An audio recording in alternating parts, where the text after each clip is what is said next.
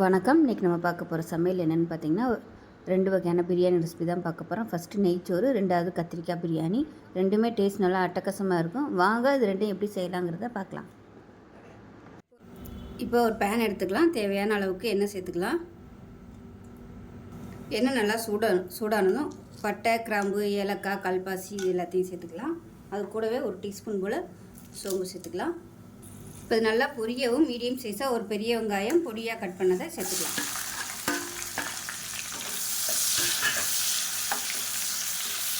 வெங்காயம் வதங்குறதுக்கு உப்பு சேர்த்துக்கலாம். வெங்காயம் நல்லா வதங்க ஆரம்பித்ததும் 1 டேபிள் ஸ்பூன் அளவுக்கு இஞ்சி பூண்டு பேஸ்ட்டு சேர்த்துக்கலாம்.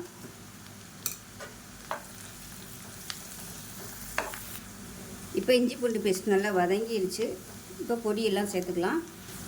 இப்போ இதில் தனியாத்தூள் நல்லா 1.5 டேபிள் ஸ்பூன் அளவுக்கு சேர்த்துக்கலாம். அதே போல் மிளகாத்தூள் காரத்துக்கு ஏற்ற மாதிரி நல்லா 2 டேபிள் ஸ்பூன் அளவுக்கு சேர்த்துக்கலாம். இது கூடவே கறி மசாலா அது கொஞ்சம் ஒரு 1/2 டேபிள் ஸ்பூன் அளவுக்கு சேர்த்துக்கலாம். இப்போ இது எல்லாமே எண்ணெயில் நல்லா பொரிய ஆரம்பிச்சிருச்சு. இந்த ஸ்டேஜில் நல்லா ஒரு 4 தக்காளி, பெரிய தக்காளியாக ஒரு 4 தக்காளி, ஒரு 10 முந்திரி பருப்பு சேர்த்து தக்காளியோடு நல்லா நைஸாக அரைச்சி வச்சுருக்கேன். இப்போ சேர்த்துக்கலாம்.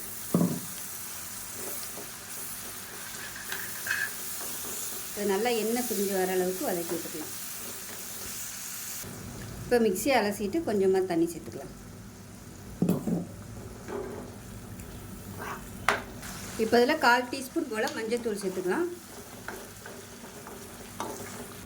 இப்போ நல்லா எண்ணெய் பிரிய ஆரம்பிச்சிருச்சு. இந்த ஸ்டேஜில் ஒரு 1/4 டம்ளர் அளவுக்கு பால் சேர்த்துக்கலாம். காய்ச்சினது, காய்ச்சாத பால் எதுனாலும் சேர்த்துக்கலாம். இதுக்கு பதிலாக நீங்கள் ஃப்ரெஷ் க்ரீம் சேர்த்துக்கோங்க, நல்லாயிருக்கும். நான் அதுக்கு பதிலாக பால் சேர்த்துருக்கேன். இது நல்லா கொதிக்க ஆரம்பிக்கட்டும். இப்போ இதில் கொஞ்சமாக உப்பு சேர்த்துக்கலாம். உப்பு டேஸ்ட் பண்ணி பார்த்துக்கிட்டு சேர்த்துக்கோங்க. இப்போ பாருங்கள் நல்லா எண்ணெய் பிரிய ஆரம்பிச்சிருச்சு. இந்த ஸ்டேஜில் தண்ணி சேர்த்துக்கலாம். நல்லா சூடான தண்ணியாக சேர்த்துக்கோங்க. கிரேவி திக்னஸ் பார்த்துக்கிட்டு தண்ணி சேர்த்துக்கோங்க, ரொம்ப ஊற்றிட வேணாம். அதை நல்லா கலந்து விட்டுட்டு பன்னீர் சேர்த்துக்கலாம்.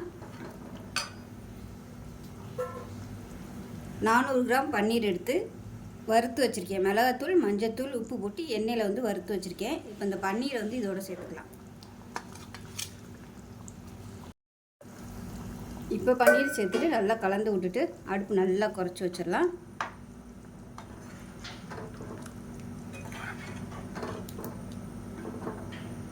இப்போ இதில் 1 டேபிள் ஸ்பூன் அளவுக்கு கஸ்தூரி மெத்தி சேர்த்துக்கலாம். நல்லா ஃப்ளேவராக இருக்கும். சேர்த்துட்டு கலந்து விட்டுட்டு அப்படியே மூடி வச்சிடணும். இப்போ அதை மூடி வச்சிடலாம். சிம்மர்லேயே நல்லா கொதிக்கட்டும். இப்போ ஒரு குக்கர் எடுத்துக்கலாம். நெய் சேர்த்துக்கலாம். அது கூடவே கொஞ்சம் நெய்யும் சேர்த்துக்கலாம், அதாவது எண்ணெய் சேர்த்துக்கலாம். எண்ணெய் சூடானதும் ஒரு சின்ன துண்டு பட்டை, பிரியாணி ஏலக்காய், 3 கிராம்பு சேர்த்துக்கலாம். இப்போ மசாலா போட்டு நல்லா பொரிய ஆரம்பிக்கணும். இப்போ மசாலா எல்லாமே நல்லா பொரிய ஆரம்பிச்சிச்சு. ஒரு கைப்பிடி அளவுக்கு புதினா இலை சேர்த்துக்கலாம். இப்போ புதினா வதக்கிட்டு சும்மா 1 டேபிள் ஸ்பூன் அளவுக்கு கேரட் சேர்த்துக்கலாம். ரொம்ப சேர்க்க வேணாம். இது கொஞ்சம் கலருக்காக மட்டும்தான், பார்க்கையில் நல்லாயிருக்கும். அதுக்காக இதில் ஒரு 20 முந்திரி பருப்பு சேர்த்துக்கலாம். முந்திரி பருப்பு எவ்வளோ சேர்க்குறோமோ அந்தளவுக்கு நெய் சோறு நல்லா டேஸ்ட்டாக இருக்கும். இது கூடவே காரத்துக்கு தகுந்த மாதிரி பச்சை மிளகா, நான் ஒரு 6 பச்சை மிளகாயை 2ஆக கட் பண்ணி சேர்த்துருக்கேன். அதையும் சேர்த்துக்கலாம். அது கூடவே மீடியம் சைஸாக 2 பெரிய வெங்காயம் நீளமான இருக்குனதை சேர்த்துக்கலாம்.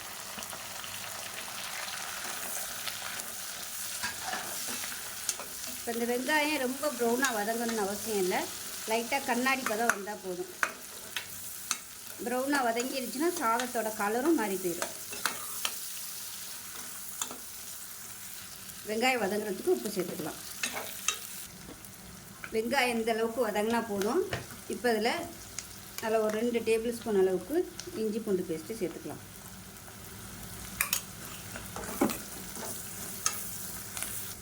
இஞ்சி பூண்டு பேஸ்ட் நல்லா வதங்கிருச்சு. மீடியம் சைஸாக 2 தக்காளி, ரொம்ப பொடியாக கட் பண்ண வேணாம், பெருசாகவே கட் பண்ணிக்கலாம். தக்காளி ரொம்ப குழையக்கூடாது, லைட்டாக வதக்கினா போதும். தக்காளி லேசாக வதக்கியாச்சு. இப்போ இது 1.5 டம்ளர் அளவுக்கு தண்ணி சேர்த்துக்கலாம். நான் 1 டம்ளர் அளவுக்கு அரிசி எடுத்துருக்கேன், ஜீரக சம்பா அரிசி. அதுக்கு 1.5 டம்ளர் தண்ணி சேர்த்துக்கலாம். அது கூடவே ஒரு எக்ஸ்ட்ரா 1/4 டம்ளர் வர மாதிரி பால் சேர்த்துக்கலாம். இது வந்து நல்ல ஒரு ஃப்ளேவர் கொடுக்கும் நெய் சாதத்துக்கு. இது நல்லா கலந்து விட்டுட்டு கொஞ்சம் கொதிக்கட்டும். இப்போ கொஞ்சமாக உப்பு சேர்த்துக்கலாம். இப்போ லைட்டாக கொதிக்க ஆரம்பிக்குது. இந்த ஸ்டேஜில் அரிசியை சேர்த்துக்கலாம். ஜீரக சம்பா அரிசி நல்லா 1/2 மணி நேரம் ஊற வச்சு வச்சுருக்கேன். அதை சேர்த்துக்கலாம். இப்போ இதில் கரம் மசாலா சேர்த்துக்கலாம். பட்டை, கிராம்பு, ஏலக்காய் பொடி பண்ணதை சேர்த்துருக்கேன். நல்லா கலந்து விட்டுட்டு குக்கரை மூடி வச்சிடலாம். மூடி வச்சுட்டு 2 விசில் விட்டுட்டு ஸ்டீம் போனதுக்கப்புறம் பார்க்கலாம். இப்போ கிரேவி எப்படி இருக்குன்னு பார்க்கலாம். பாருங்கள், அப்படியே எண்ணெயெல்லாம் சூப்பராக வெளியே வந்துருச்சு பாருங்கள். கரெக்டான ஸ்டேஜில் இருக்குது. இப்போ இதை வந்து அமர்த்திடலாம். அவ்வளோதான், அருமையான ரொம்ப சிம்பிளான பன்னீர் கிரேவி ரெடி ஆயிடுச்சு. இதேமாதிரியே செஞ்சு பாருங்கள். நெய் சாதத்துக்கெலாம் சூப்பராக இருக்கும். சப்பாத்திக்கு தொட்டு சாப்பிட்றதுக்கு அருமையாக இருக்கும். இப்போ நெய் சோறு எப்படி இருக்குன்னு பார்க்கலாம்.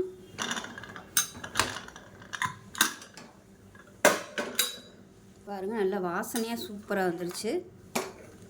இது நல்லா கீழேருந்து மேலே வரைக்கும் நல்லா பரட்டி விட்டுக்கலாம். கரெக்டான கலரில் சூப்பராக வந்திருக்கு பாருங்கள். நம்ம தக்காளி சேர்த்ததுனால கொஞ்சம் லைட்டாக அந்த மாதிரி ப்ரௌன் கலரில் இருக்குது. இதுவே உங்களுக்கு தக்காளி சேர்க்க விருப்பம் இல்லைன்னா நீங்கள் தக்காளியை ஸ்கிப் பண்ணிவிட்டு அதுக்கு பதிலாக நீங்கள் ஒரு 2 டேபிள் ஸ்பூன் தயிர் சேர்த்துக்கலாம். அப்படி இல்லைன்னா கொஞ்சமாக ஒரு டேபிள் ஸ்பூன் அளவுக்கு லெமன் ஜூஸ் வந்து பிழிஞ்சு விட்டுக்கலாம். சூப்பரான ஜீரக சம்பா நெய் சாதம் ரெடி ஆயிடுச்சு. நல்லா கம வாசனை சூப்பராக இருக்குங்கிறத பார்க்கலாம். இப்போ ஒரு குக்கர் எடுத்துக்கலாம். தேவையான அளவுக்கு எண்ணெய் சேர்த்துக்கோங்க. எண்ணெய் நல்லா சூடாயிருச்சு. சின்னதாக 2 துண்டு பட்டை, ஒரு ஏலக்காய், 2 கிராம்பு சேர்த்துக்கலாம். பிரியாணி இலை சேர்த்துக்கலாம். இது நல்லா பொரியட்டும். இப்போ பாருங்கள், நல்லா பொரிய ஆரம்பிச்சிருச்சு. மீடியம் சைஸாக ஒரு பெரிய வெங்காயம் நீளமாக நறுக்குனதை சேர்த்துக்கலாம்.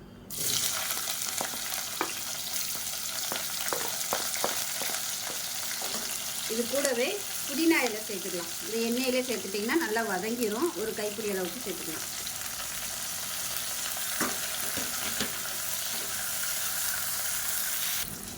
வெங்காயம் வதங்குறதுக்கு உப்பு சேர்த்துக்கலாம்.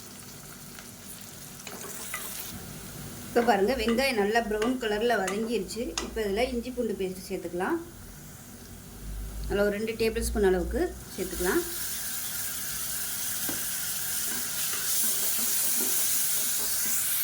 இஞ்சி பூண்டு பேஸ்ட்டு நல்லா வதங்கிருச்சு. இப்போ இதில் ஒரு 5 சின்ன வெங்காயம், 2 முந்திரி பருப்பு, 2 பிஸ்தா பருப்பு, 2 பாதாம் பருப்பு, இது வந்து நல்லா நைஸாக அரைச்சி வச்சுருக்கேன். இதை சேர்த்துக்கலாம். உங்கள்கிட்ட பிஸ்தா பாதாம் இல்லைன்னா வெறும் முந்திரி பருப்பு கூட சேர்த்துக்கோங்க. இப்போ அதுவும் இல்லைன்னா வெறும் வெங்காயம் மட்டும் சேர்த்துக்கோங்க, நல்லாயிருக்கும். இது நல்லா எண்ணெய் பிரிஞ்சு வரட்டும். இந்த கலர் வந்து நல்லா மாறணும். இப்போ பாருங்கள், நம்ம அரைச்சி ஊற்றின வெங்காய பேஸ்ட் வந்து நல்லா வதங்கி கலர் மாறிடுச்சு பாருங்கள். இந்த அளவுக்கு நல்லா வதக்கணும். இப்போ பாருங்கள், வெங்காயம் பேஸ்ட் வந்து சேர்த்து நல்லா கலர் இந்த அளவுக்கு நல்லா மாறிடுச்சு. அடி பிடிக்காமல் நல்லா மீடியமான ஃப்ளேமில் வதக்கிக்கோங்க. இந்த ஸ்டேஜில் காரத்துக்கு ஏற்ற மாதிரி 1.5 டேபிள் ஸ்பூன் மிளகாத்தூள் சேர்த்துக்கலாம். 1/4 டேபிள் ஸ்பூன் கரம் மசாலா, பட்டை, கிராம்பு, ஏலக்காய் அரைச்சி வச்சுருக்கேன். அதை சேர்த்துக்கலாம். சேர்த்துட்டு நல்லா வதக்கிக்கலாம். இப்போ இதில் 2 டேபிள் ஸ்பூன் அளவுக்கு தயிர் சேர்த்துக்கலாம். இதையும் நல்லா வதக்கிக்கலாம். இப்போ இந்த ஸ்டேஜில் ஒரு 5 கத்திரிக்காய், முழு கத்திரிக்காயாக எடுத்திருக்கேன். நல்லா 5 சைடும் நல்லா கீறிட்டு பூச்சியெல்லாம் இல்லாமல் செக் பண்ணி பார்த்துக்கோங்க. இப்போ அதை வந்து சேர்த்துக்கலாம். அப்படியே நீங்கள் நறுக்கி சேர்க்குறனாலும் சேர்த்துக்கலாம். நான் வந்து அப்படியே முழுசாக சேர்த்துருக்கேன். இப்போ நல்லா இதில் பரட்டி விட்டுக்கலாம். அந்த கத்திரிக்காயில் உப்பு சாடுறதுக்காக கொஞ்சமாக உப்பு சேர்த்துக்கலாம்.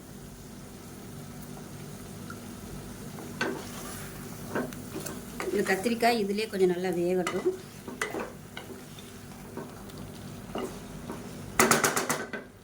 இப்போ கத்திரிக்காய் வதங்கிட்டு இருக்கையிலே மீடியம் சைஸாக 2 தக்காளி சேர்த்துக்கலாம். இப்போ இதையும் சேர்த்து நல்லா வதக்கிக்கலாம்.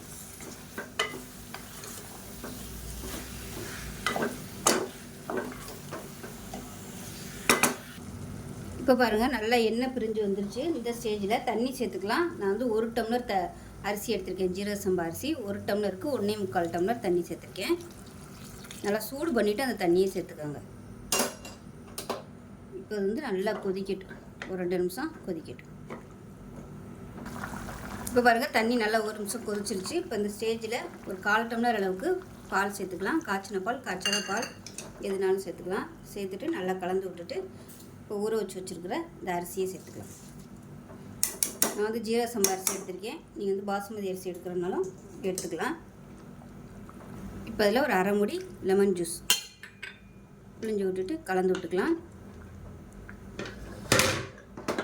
கலந்து விட்டுட்டு 3 பச்சை மிளகாயை 2ஆக கீறி வச்சுருக்கேன். அதை மேலாப்பில் சேர்த்துட்டு பொடியாக கட் பண்ணால் கொத்தமல்லி இலையும் சேர்த்துக்கலாம்.